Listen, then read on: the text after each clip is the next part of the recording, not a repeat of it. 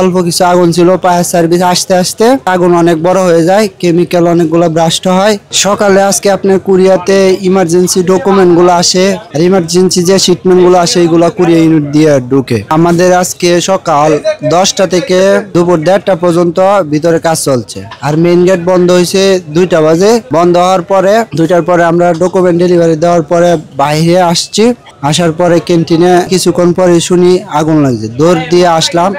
এদিকে অল্প কিছু আগুন ছিল, ফায়ার সার্ভিস আসতে আসতে আগুন অনেক বড় হয়ে যায়, কেমিক্যাল অনেকগুলো ব্রাস্ট হয়, আগুন নিয়ন্ত্রণের বাইরে চলে যায়।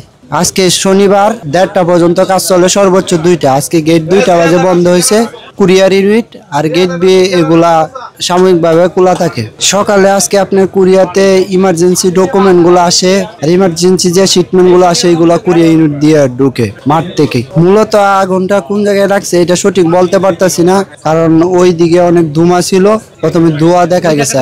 যে জায়গাটা ধোঁয়া দেখছি ওই আসে এই পাশে হয়েছে গা এই যে কেমিক্যাল যে মেডিসিন গুলো আসে, কেমিক্যাল গুলো আসে এই গুডাউন, আর এই পাশে হয়েছে গা কুরিয়ার গুডাউন, দুইটা একসাথে ছিল। ওই জায়গা থেকে আগুনটা বেশি বোঝা গেছে। মূলত এটা এক পাশে লাগছে, তো কেমিক্যাল থেকে না কুরিয়ার ইউনিট থেকে লাগছে এটা এখনো সঠিকভাবে বলা যাচ্ছে না।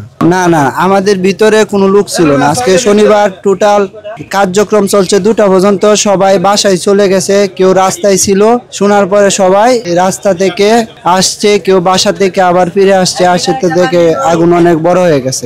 না না, আমাদের কেউ হতাহত হয় নাই।